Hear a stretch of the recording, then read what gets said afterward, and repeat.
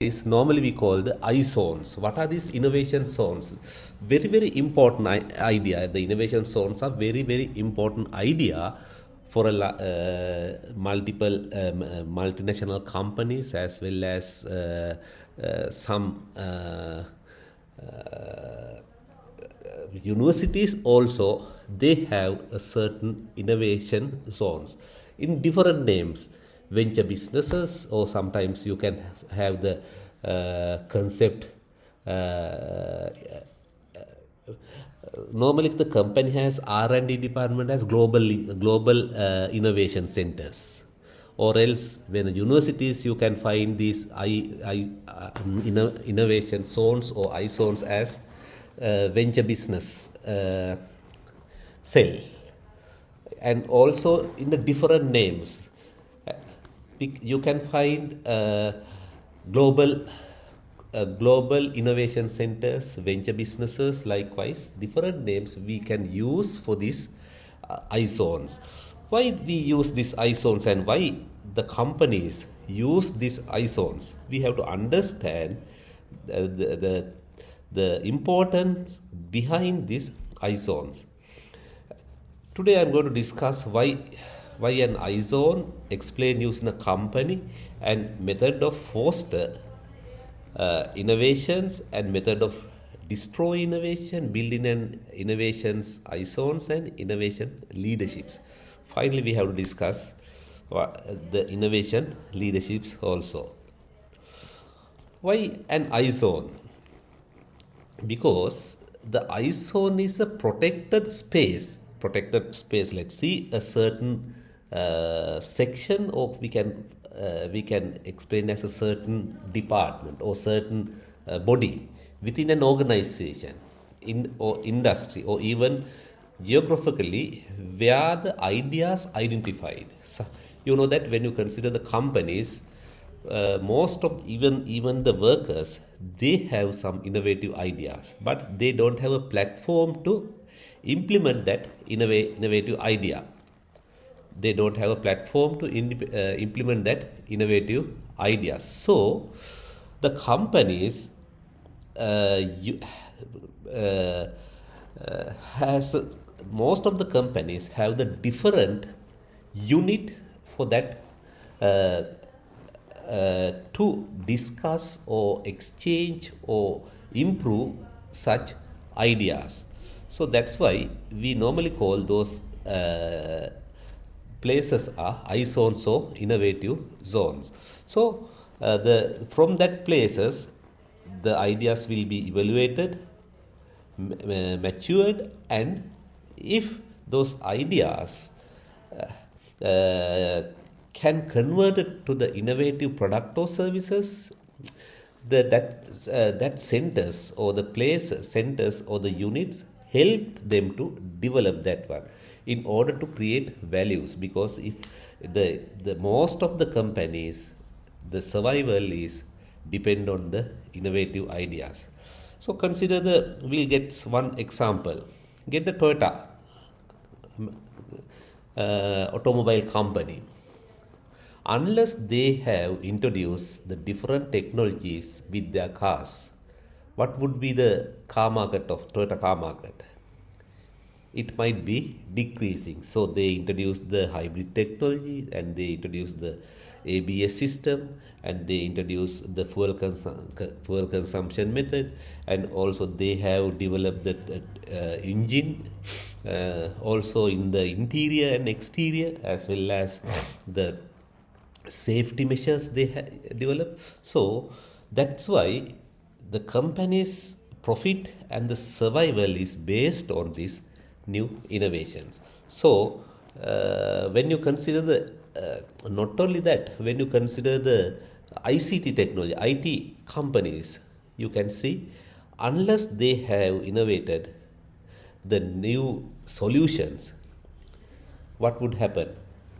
If they innovate something, once I remember, you know that electronic dictionary, I think you have heard that electronic dictionary. The person who developed the electronic dictionary, that Japanese English dictionary, he could sell that prototype, I think 100 million US dollars or something, 1 billion US dollars. So he just developed the program to convert the English to Japanese and Japanese to English and sold it to the company. The company so embed that one in a certain device and introduce as a product to the market. So in that case, the company also company paid $100 million. Let's say the huge money. I don't remember. I forget the amount. If it is $100 million, and the company could earn more than that, maybe 5 or 6 times that he has had paid for the software. So that's how innovative product used for the commercial purposes. And so the in order to create value, it's a place where free thinking and encourage the rewards. So the actually the most of the multinational companies may have the global engineering section or innovative centers, and where a group of people who have some innovative ideas and from the different specialties are working there. And when you consider the place like iZone in a company and a person, individual innovator, when you compare these two persons, individual innovator and as well as the person who is working as an innovator in a company, who has a risk, who is having a risk? Actually, individual innovator has a high risk, because when he innovates something idea, so he had to introduce by himself to a set of or a company, or else he has to find someone else to implement that one. And unless he is not going to sell his novel idea, he want to convert it into product or service. In such a case, he has to invest the money.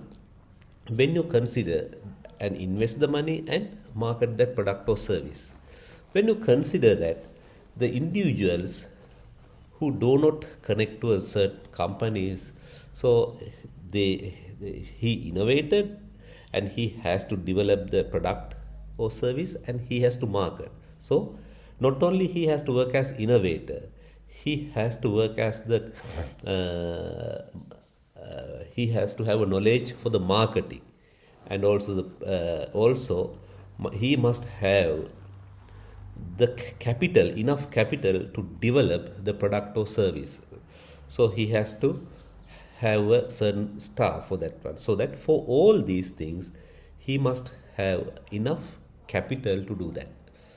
So he has to work in risky environment, even though he developed the innovative product, and by getting the customers needs and wants, sometimes the product might fail. In such case, he invest the money, but he cannot get the expected income from that one, so that he will fail. But the person who is working in a company as innovators, they don't have such risks, because they will be paid a salary, and they have to innovate, and for this innovation also the company will give them rewards, and the innovation will acquire the company and convert it to the product or service and sell it, so that he does not have any risk. Whether it is fails, the company will bear. So that when you compare the individual innovator and the innovator who is working in a company, the individual innovator has high risk, and he has to work in uncertain environment. Uncertain environment means he does not know whether he can succeed or not. But the person who is working in a company need not to have such uncertain environment, and he has to work in a limited resources, labor, capital, and other resources. So, when you consider the individual innovators and those who want to develop the product and sell or the market the product by establishing the startup company is called the entrepreneurs, and also the persons who are working in a company as innovators and their products will promote by the company is called the entrepreneurs. That there are two differences of this one, entrepreneur and the entrepreneur.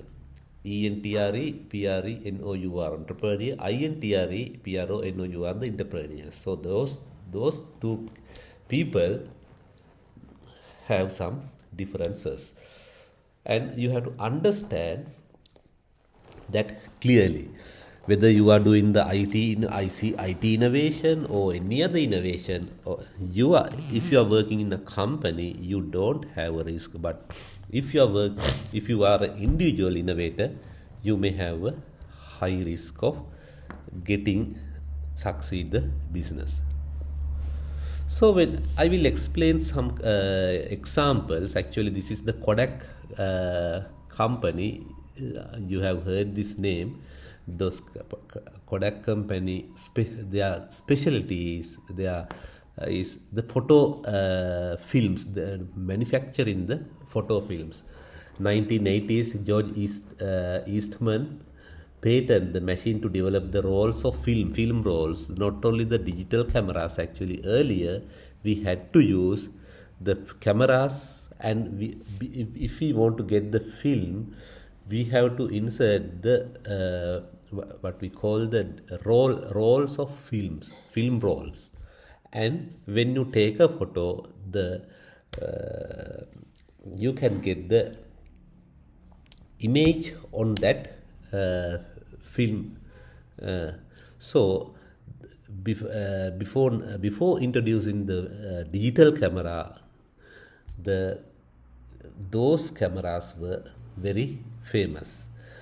So the 90s, the Brownie introduced, and also 1901, Instem Kodak Company Incorporated, 1901, and 1975 Steam Session invents the digital camera. So until this, not only this period, actually early 90s also, the film is very, very famous. When you consider, I will show you this one.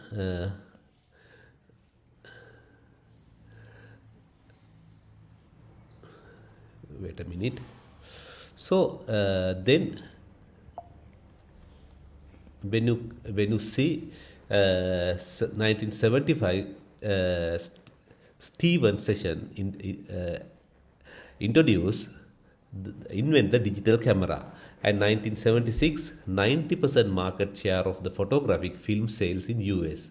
The 1976 is the company, the Kodak company has the highest market share, 90% of market share. You can understand this company.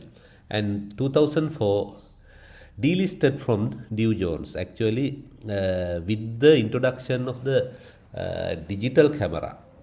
So the films were not very famous. Releases digital camera manufacturing operations. So the films no longer used. So remove this so that the company is getting down and came to the bankruptcy. That's so that 2010 removed from S&P 500. Standard and Poor's 500. S&P 500 means Standard and Poor's 500. When you see this one, you can see this is the Standard and Poor's 500 information. S&P 500 index, Standard and Poor's 500 index. So I don't have time to explain this one. Actually, this is one of the indexes, world famous indexes. S&P indexes or Standard or Poor's index is market capitalization weighted index, market capitalization weighted index of 500 leading publicly traded companies in the US. So they have listed the US companies based on the market capitalization. So as this Kodak company drops their sales film market, so that they have removed, that company was removed from the S&P indexes, and also uh, failed for Chapter 11 bankruptcy, and 2012 delisted from the New York Stock Exchange also. So because of this bankruptcy, the company, now you can hardly find this the Kodak films no longer use. Most of the time the people are using the digital camera. So just I want to explain some technologies have some for an example, the film rolls and the photography technology was in a peak in 90s, but with the introduction of the new technology, it will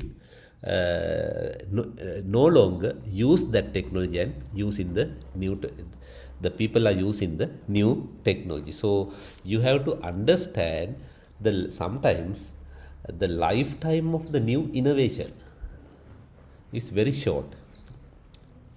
Consider the systems developed for this COVID pandemic situation. So those IT solutions, I think most of the IT solution no longer use, because with this now the peak of the pandemic situation is not there. Peak of the pandemic situation is not there now. So that's why they are not using. So, but there are some innovation that we can find the longer lifetime. So that's the nature of this innovation. Some innovation may have a longer lifetime, but some innovation may not have a longer lifetime. So one of the good example is the system that developed for the COVID pandemic situation. So there were some IT innovations.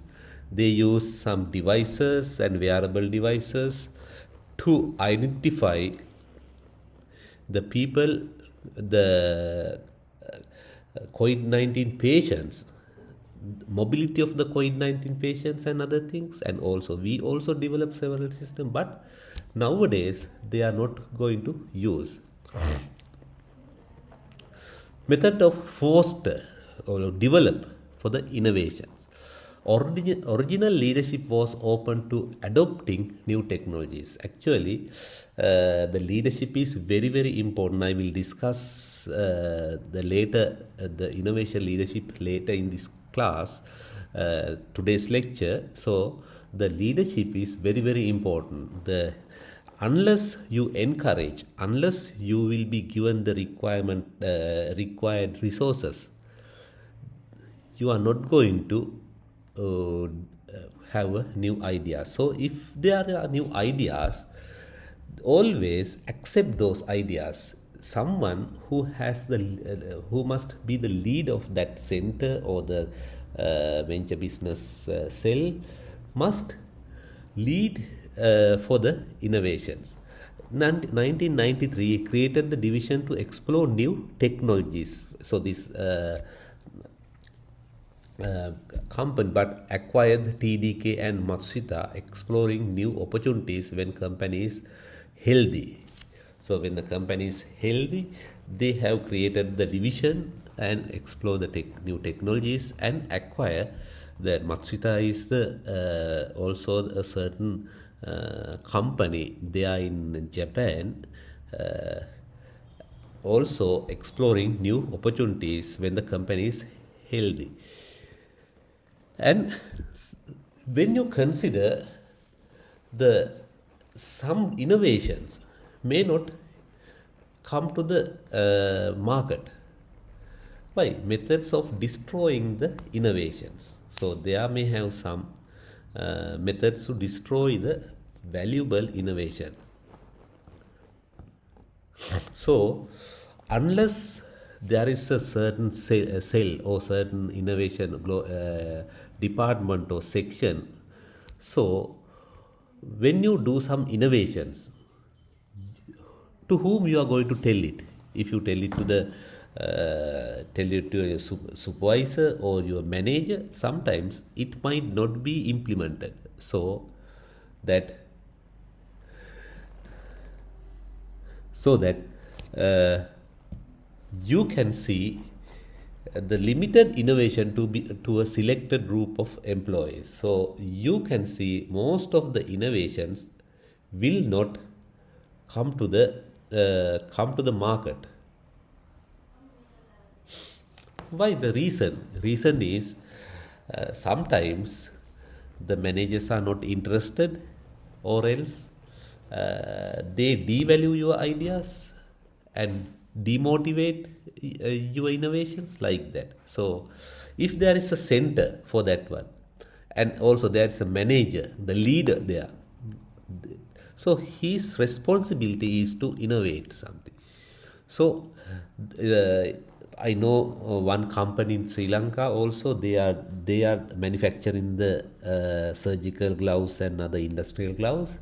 They have the Global Innovation Center, Global Engineering, and then there are several engineers are working, and when they do the company normally give the ideas to the global engineering to innovate new solution for that. And their main idea is to reduce the number of workers. Because of this pandemic situation, they face difficulties to mobilize the people for the for the for the company and also to the factories. So they want to reduce the number of employers or the workers and introduce the automated systems as much as they can. So the process automation also, when they are introducing the process automation, and they have to do some innovations. That's why those innovations are not uh, so if you have if when they are going to innovate, they have not only to use the engineering, and they have to use the ICT also, and especially ICT and the combination of the ICT and engineering. So and when they do some new innovations at the end of the year, the company is a global company, they get all the innovation in that year from the other countries, also select the most valuable innovation and give some rewards. The Sri Lankan company actually get consecutive 3 years for the best innovation reward. So the employees are encouraged and giving some financial rewards to them. So they are going to innovate new things. So that's why how to encourage this one, and also focus on cash cow thing and fear of cannibalism. So always the company focus on the product or service that can generate the money. Sometimes new innovation may not generate the money at once. So when it when the idea of the product or service go to the people or the customers or the segment, so the profit will increase. But if the company finds the quick cash or profits, they are not going to do this innovation. And when you consider a large multinational companies, from their budget, they allocated a considerable percentage, maybe 10% or 15% for the R&D, research and development. That research and development means that funds will directly go for the innovations. Focus on remaining on the current customers, and that's why the reason they are focusing on the current customers, not for the uh, new customers or the new market. No process in place for new ideas. So no, that's how they destroy the innovations and innovative ideas. Didn't fully recognize the disruptive technology. Didn't fully recognize the disruptive technology. You know that I explained sustained and disruptive technology in the first or second class. You could understand the disruptive technology means uh, they target the low end customers. That means with these with the when you consider the well matured product or well matured service, same service can be given in a different product. Consider the when you I will explain from the two products. One is a wristwatch. Compare the wristwatch with high value Rolex or any other, but you can get the same thing in a uh, product that you can buy 1,000 or 2,000 rupees. So that's the disruptive, but there is no brand there, but you can see the time accurately. But when you get the sustained product, not only you will get the product, but also you will get the prestige of using that product. So here I will explain this example, actually lack of innovation incentives. So when the person who invented the digital camera, actually you can see the story of him. My photography was big as a toaster. My prototype was big as a toaster. That is the first time actually, but the technical people loved it. But it was filmless. You know that the digital camera, you needed to have the film. That is, it was a filmless photography. So management reaction was that cute. That's cute, but don't tell anyone about it. It's cute, but don't tell anyone about it, because the management expected the film, but the film this was a filmless camera. So don't tell anyone about it. So Steve Session, inventor of the digital camera, so when he introduced that one to the management, the management idea was don't tell anyone about it. But nowadays you can see how famous the digital camera, even in your mobile phone also use this digital camera.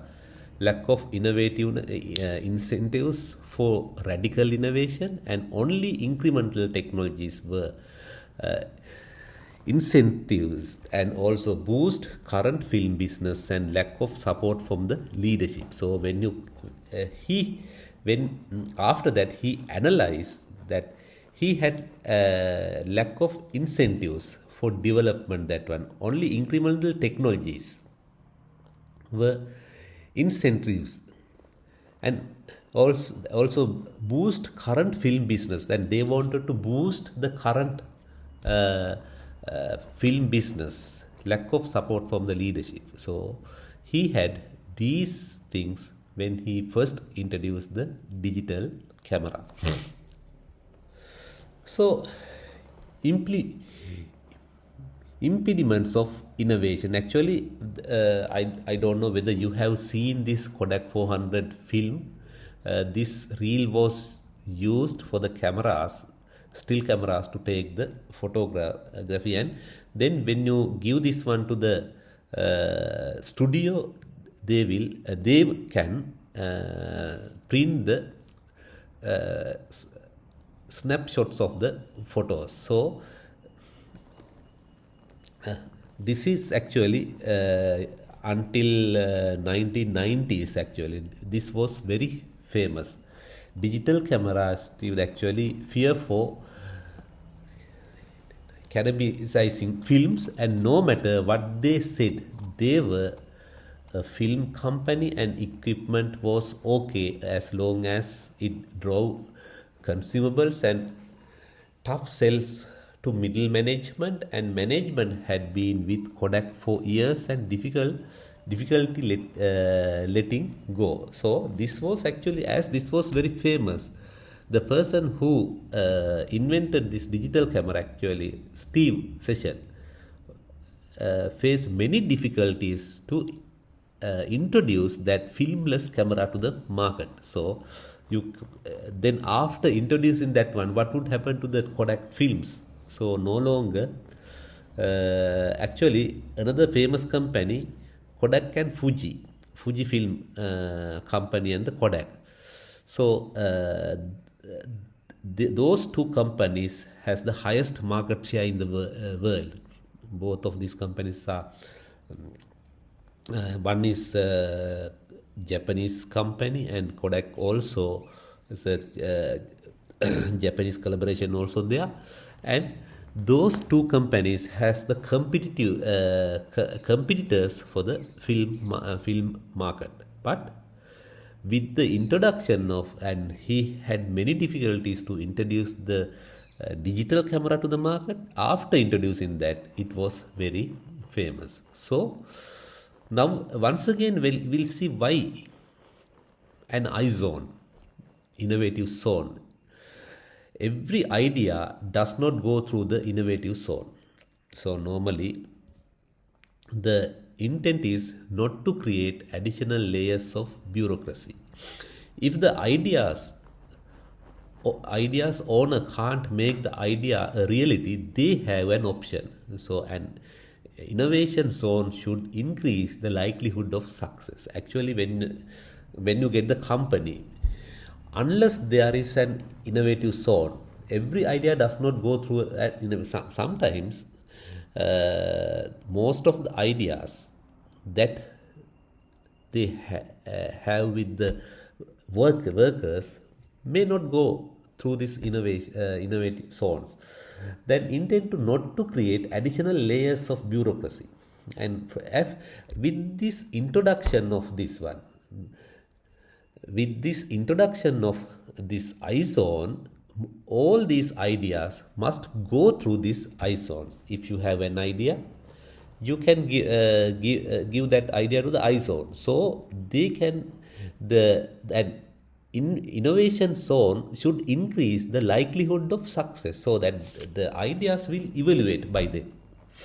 The ideas will evaluate by the iZone has a certain team.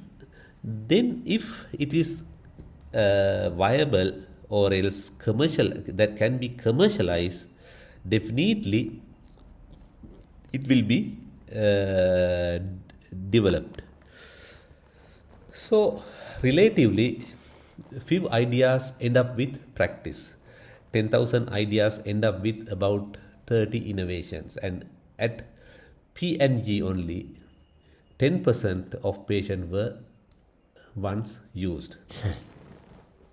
Actually, why these innovation zones are very famous and very important, because everyone, those who have not only the employees who are working that iZone, but also the others, those who have innovative ideas, can introduce that idea to the innovation zone. Most of the ideas actually with that innovation zones also cannot ensure that 100% can be implemented, because when they evaluate, you know that there is a process to evaluate the innovative ideas to the viable product or service. So when they evaluate that ideas, sometimes the 50% or 70% of ideas may have to be dropped. That's the nature. But from that, by having that innovation zone,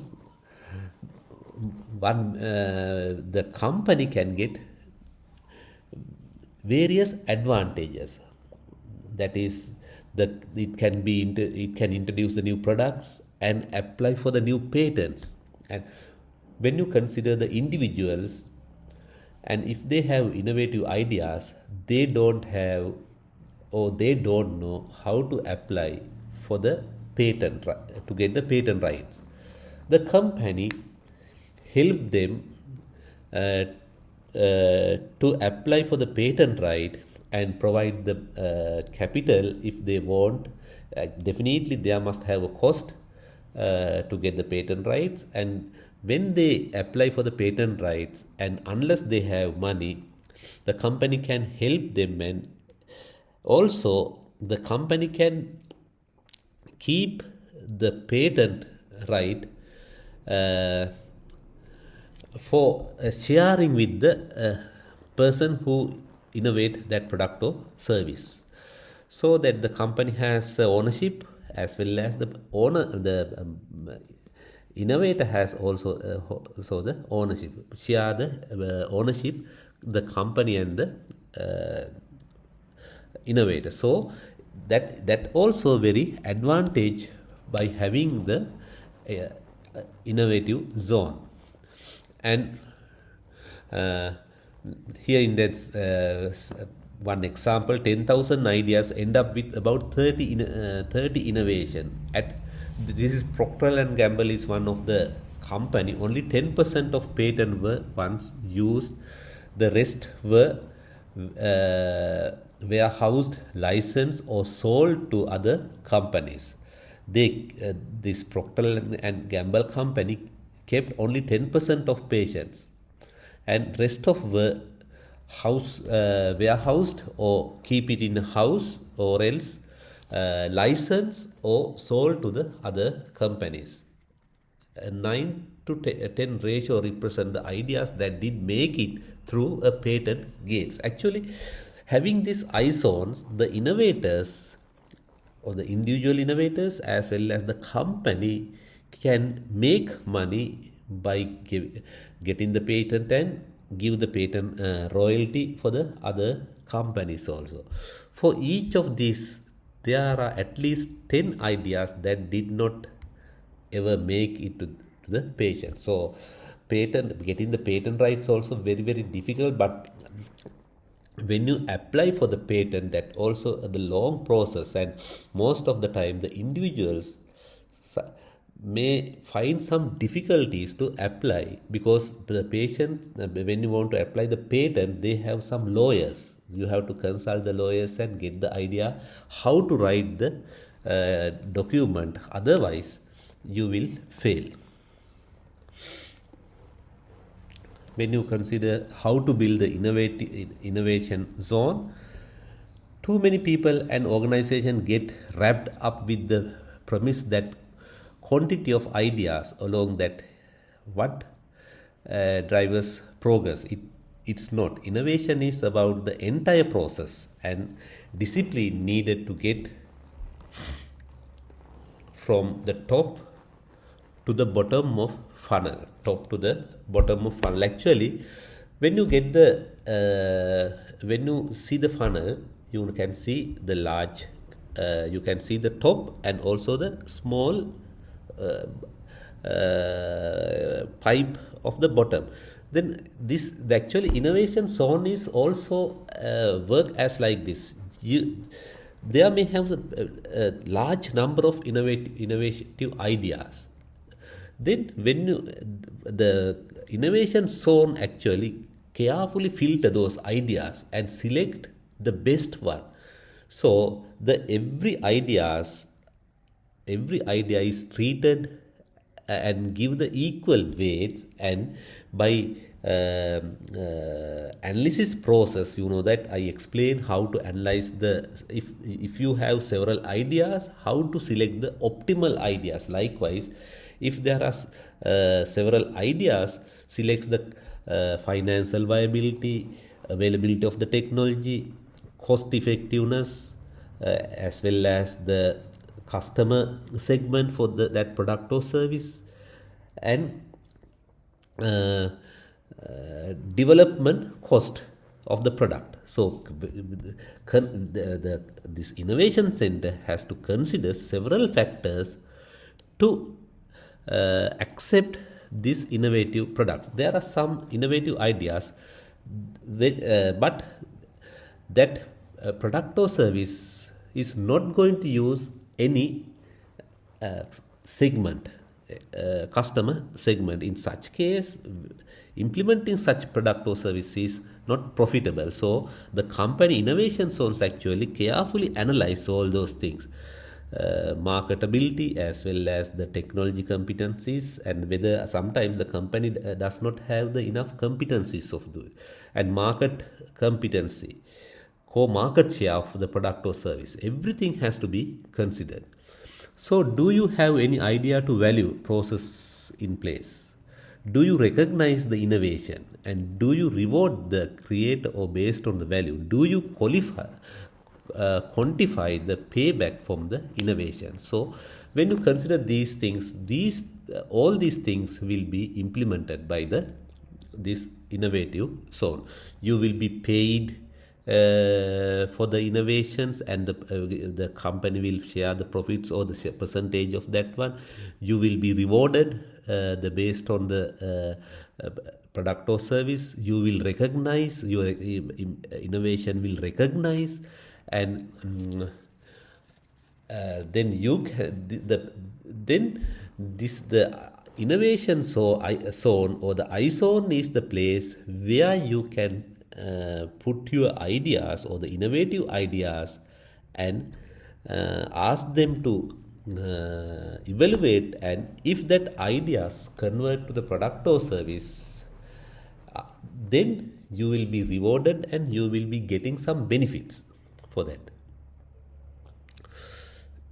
For when we consider the success factors of the innovations, we can find 6 success factors. One is dedicated functions, incentives, and also an internal and exit, and matrices, integrated information, and leadership. These are very, very important.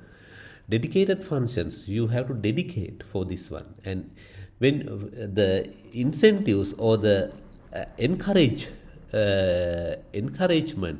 or the rewards must be there for the new innovation.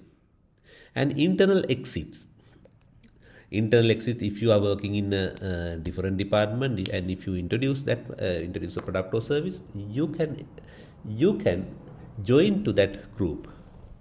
So different matrices are there, so that you have to match these matrices: the product development and the financial availability, law and regulations, everything, integrated information, the innovation zone, also the place where you can find the required information.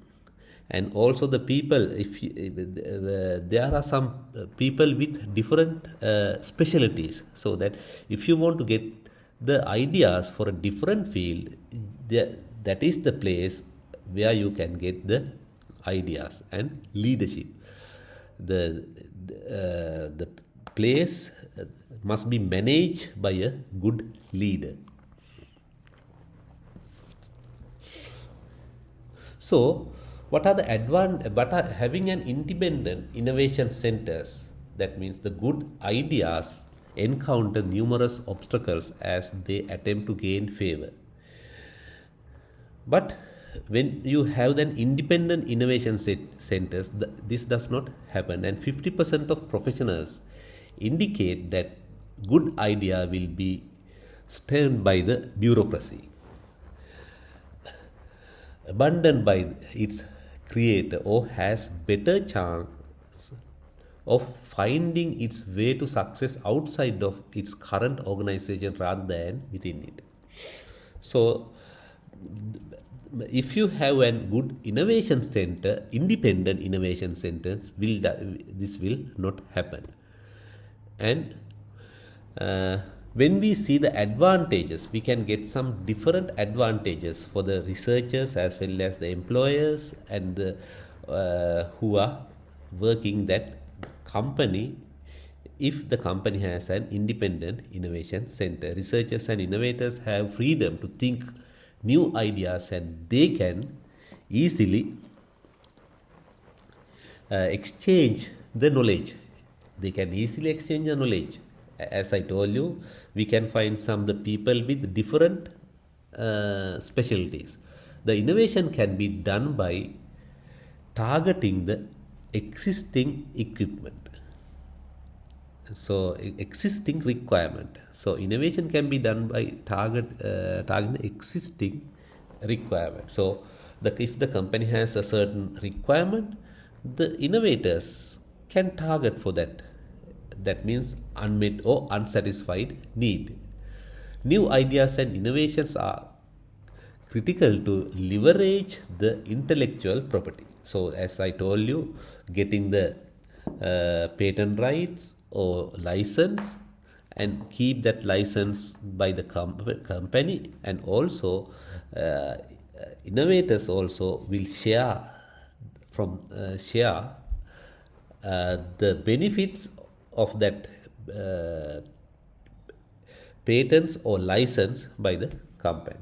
And cost for the new innovation can be bared by the innovation center budget. So as I told you, the development cost or the when you want to prototype that, the cost will be bared by the innovation center. This is an ideal place bridge the ideas and the innovation. So ideas and the new innovation can be combined together. The ideas and the requirements can be combined together and introduce the new innovation. This is the place to collaborate the ideas, tools, techniques, know-how, and the process. This is also very, very important. The independent innovation center is the place to collaborate the ideas. So that different peoples are there, then you can collaborate the ideas, and there are some tools or the techniques or the know-how or the process. You can share these things. Also, increase the effectiveness of nurturing and growing new discoveries. Increase the effectiveness of the nurturing and the growing of new discoveries, and to shapen these ideas through the risky and complex process of commercialization. As I told you, the individuals, those who are not combined to the company, and individual innovators, they have to work in a risky environment or the uncertain environment with limited capital. But those who work in a company and connect to these independent innovation centers, they don't have such things, because the company will bear to shapen these ideas through the risky and complex process of commercialization. Then all these things will be done by the company. Both objectives are equally important, but it is the latter that ultimately need to be the measure of the culture of the innovation. So the company actually must create the innovation culture. The management also, especially, even though there is an independent center, but if the management has not an clear idea, or they are not going to encourage the innovators, what would happen? So you have to understand the importance of the culture of the innovation. And successful innovation, actually innovation is invention, and innovation will be increased in considerable percentage annually. If you run a successful innovation center, if the company runs a successful innovation center, they have to increase the new inventions and innovation in a certain percentage. For an example, 20% or 10%, and also introduce new products or service to improve the process. And time to time, these innovation centers introduce the new product or technologies or services. When you consider I normally get the Toyota automobile company. Then, time to time, the R&D department or the innovation department introduce new innovations and new technologies that can use with the cars, and annually apply for the considerable number of patents. Successful innovation centers, they must apply for the patents. So possibility of new startup of those new innovations. Sometimes if they have good innovations, they can do a subsidiary company or else start a new venture business having those innovations. That will be a not a separate one, completely separate one, that it will be a subsidiary of the existing company. The mother company will fund for that one, and independently that company will develop using those innovation. And also ability to generate new income, ability to generate new income to the organization or save to the expenses. So these are the characteristics of successful innovation center, zones, especially when we consider iZones. So finally we have to see the innovation leadership. This is very, very important to discuss. What is this innovation leadership? And when we consider this graph, we can see that offensive and defensive, and deserve and indeserve. The x-axis has the offensive and defensive. What is this offensive?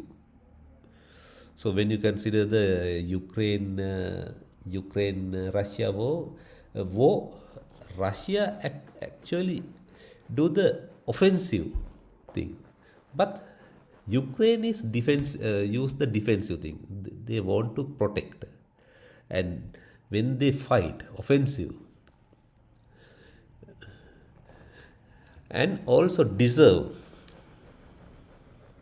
So deserve means provide a clear result.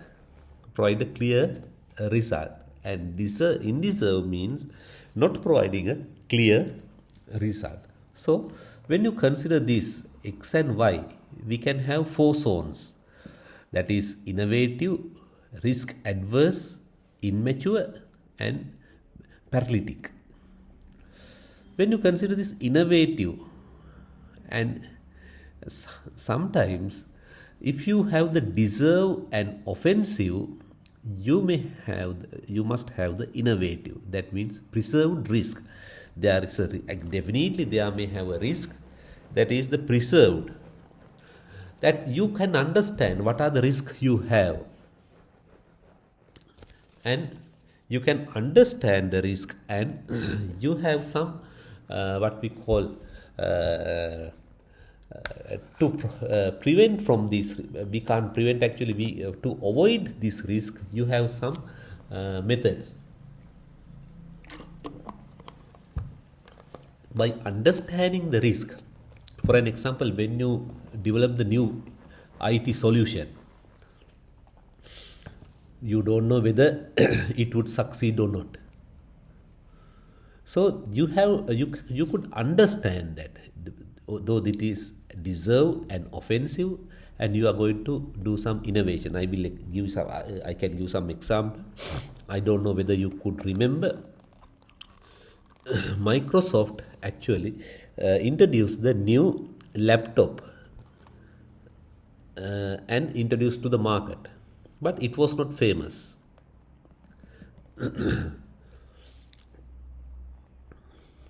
So it was not famous. The mobile they introduced as a Microsoft mobile device, but it was not famous.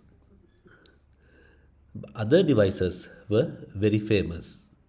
So it had innovative ideas, and they could understand the preserved risk when they introduced. But after that, they withdraw the product from the market. And adverse, risk adverse means the understand, so you can't find any innovations here.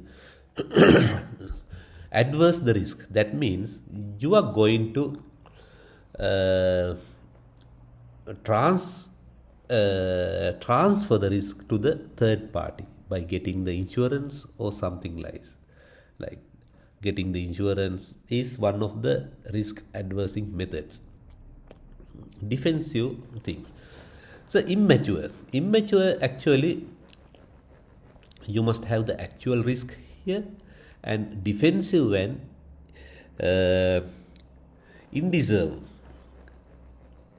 And if unless you have a clear idea for that one, and you must have the actual risk, and you can't have a matured product. Sorry, matured product.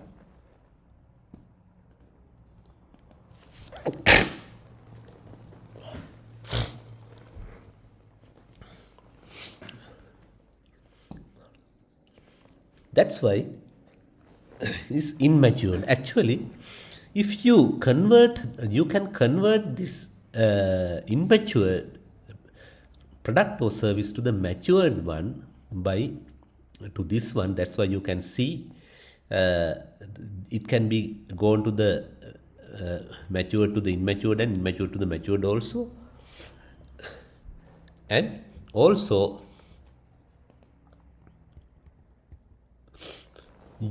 the paralytic and offensive and indeserve. That is, paralytic means become uh,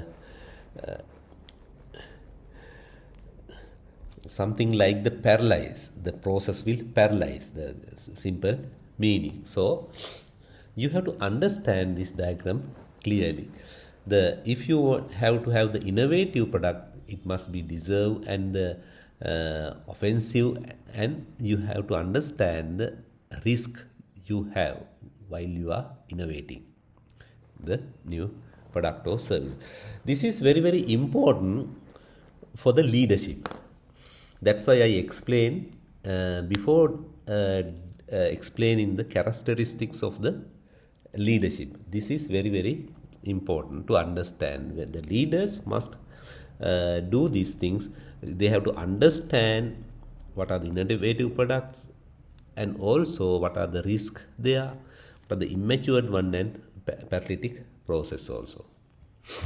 So what do you value in most leaderships? When you want to be the leader, or when you see the characteristics of leader, he must have these characteristics: experience, industry knowledge, and passionate vision. Passionate vision also very, very important. And recognition, authenticity, and the communication. You must have a passionate. That means when you do the work, it must be fascinate. So experience, industry knowledge, industry experts. Actually, industry knowledge means the industry standards are there. So otherwise, the leader does not know what industry expect. Recognition and authenticity.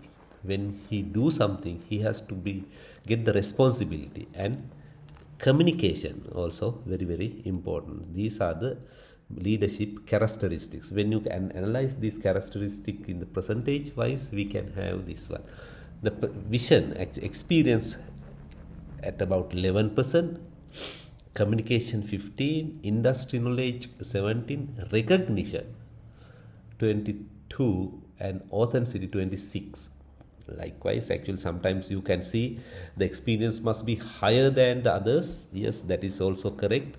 And those who have the enough experience in this is the minimum level, like the leader must have.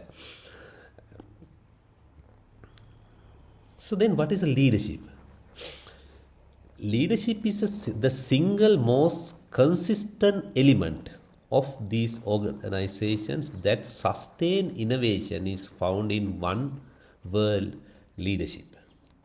So he must have the ability to find the sustained innovation. And leaders who expect their organization to achieve high levels of sustained innovation to have overcome organizational interior and focus on four distinct objectives that foster the innovations. So four distinct objectives. So that's why I told you the leaders must have an ability to select the sustain disruptive and sometimes the disruptive one by gradually converted to the sustained innovations. So the leader must have the knowledge to understand this, whether it is disruptive or sustained, and it can be converted to the sustained innovation if it is a disruptive one. Leader who expect their organizations to achieve high level of sustained innovations. So he must have a knowledge to identify those sustained innovations. And also when you see that, focus on four distinct objectives to foster, to develop. Foster means develop these the innovations. These are the four factors: build, counterbalance, separate, and create. Build the reinforce a culture of innovation. So he must have a knowledge to build and reinforce a culture of innovation. So the iZone must be built and reinforce a culture of innovation. Counterbalance, that enrichment in past success, entertainment in enhancement in past success. And also separate means core competencies from the core business model. So the core competencies actually, if you want to do a business, you have to satisfy with different competencies. You have to have a core competency. That means if you are if you are a IT or innovator, you must have a knowledge, sound knowledge about the IT. That is the competency in the computer science and related fields. And if you are doing a business, you have to have a core competency and core market share. That means you will have to have a certain customer segment for that one. That is the core market share. Or else you can tell core business model. Business model actually you will be able to understand in detail. In the fourth year, there is a separate course module, innovation and entrepreneurship. In that lecture, you will be able to understand what is the business model in detail. Actually, business model has 9 canvases. You will have to, I will explain that later in this business model.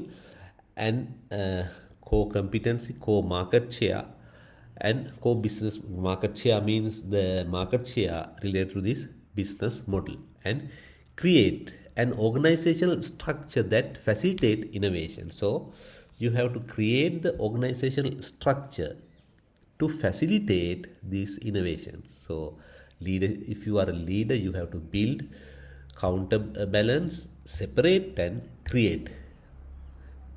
You have to build and reinforce the culture of innovation. Counterbalance means enhancement the past success, and separate means core competencies from the core business model, and create an organization structure facilitate innovation.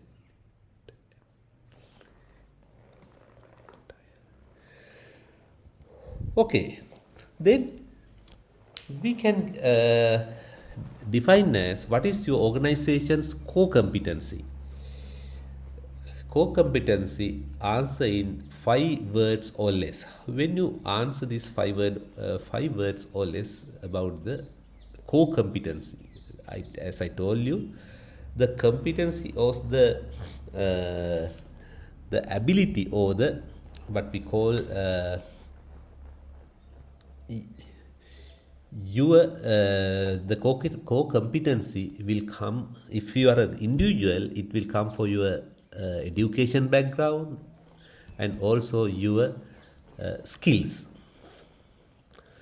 The core competency is an ability, as I told you, ability to deliver value based on deeply rooted capabilities, values, and culture. So, how you can get the deep understanding or the of that one? Deliver the value based on deeply rooted capabilities, values, and cultures. Values and culture.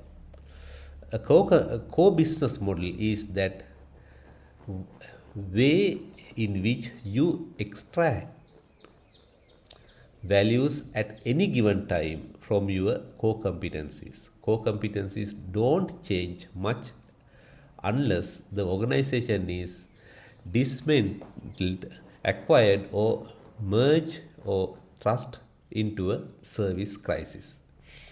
So, I will explain the core competency and core business model by getting an example. Let's see the Microsoft company. That is the IT related companies, and they have the innovative product and services. You know that Active Directory. From the Active Directory, that there is a certain software product. They earn the active product. From this active product, income equals to the turnover of 15 multinational companies. That means you can see how they can earn from one product, one service. So the Microsoft company, they develop the operating systems as well as some solutions for the users. For an example, Microsoft Office. Not only that, they have different software products, licensed software products, not the free, licensed software product free of charge. Their core competency is the IT, and they have deeply rooted capabilities of that one, and they in time to time introduce the new operating systems, because they are in their business model. They want to keep the customers as long as they can, so that they introduce, when you consider, I remember from the first version of the operating system, that is Microsoft 85, then 87, then 95 and 98, 2000, new technology NT, then server version also introduced, the Millennium version also introduced, the XP, Vista, then Microsoft 7, Microsoft 10. And also when you consider the Office package also, they introduce different Office packages by changing the technology. So the core business model is to change the product characteristics and add the new product characteristics every 3 to 4 years time. That's why the lifetime of the operating system is very short. Microsoft 85, 2007 and 2010 now, and also the server version also the same as that one. So when you analyze the Microsoft company, you can find these things, the core competency and core business model of there. So core competency, when you consider, forms the basis of innovation over time and across the products, and it reflects in the core business model of an organization but does not limit the innovation of a business model. You can get this leadership ideas from the Microsoft innovation zone. Finally, we have to discuss what is this apex innovation apex. The incumbent syndrome. This is the way we do. Incumbents typically ignore and dismiss new opportunities for innovations, and inability to tolerate failures. Sometimes when we are doing the innovations, there may have some failures. Unless we can tolerate these things, what would happen? They can't continue this innovation.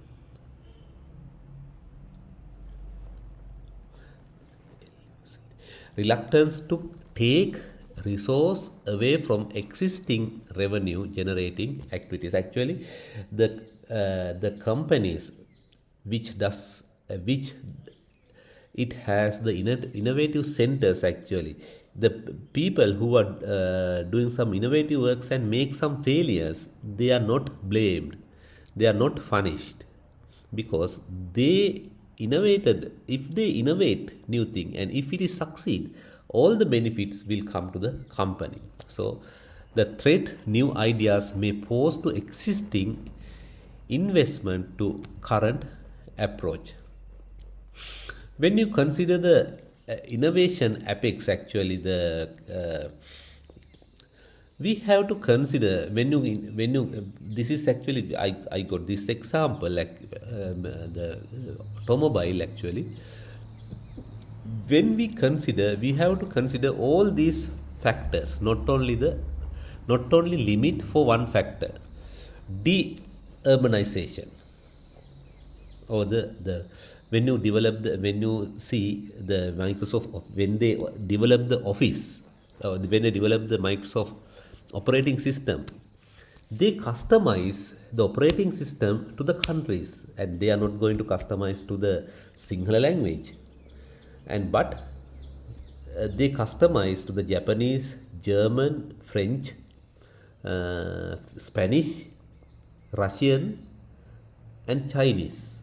So for these languages, because when you consider the market, the even the India also, the biggest market is China. But when you consider German, Japanese, and French markets, actually it's considerably large. So they have to develop and customize these products to the places. So the Asian competition, not only the Asian, Europe and American competition also must target, and manufacturing robotics. Actually, this also very very important. Pierce transport cost, and from factors and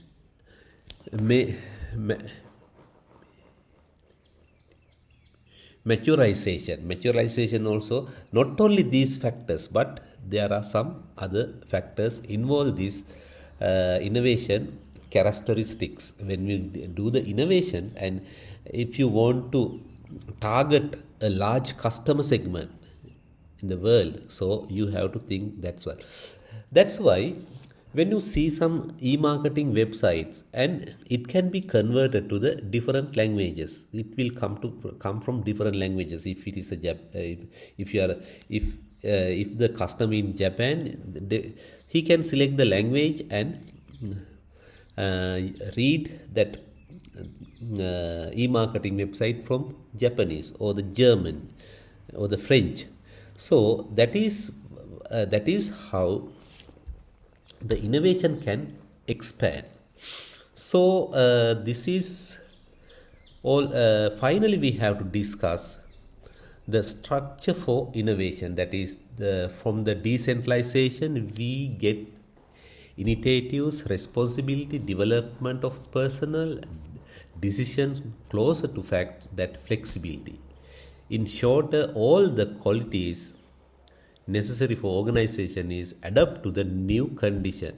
So when you consider the having this iZone, that is decentralization, we get initiatives, responsibilities, developments of personal and decision close to facts, flexibility. All these the flexibility actually, when we consider the flexibility is higher, we can find high flexibility if there is an iZone. So the companies actually always, also the multinational companies, they have the iZones for in their organizations to motivate and encourage as well as develop new innovative ideas. So that's all for the today's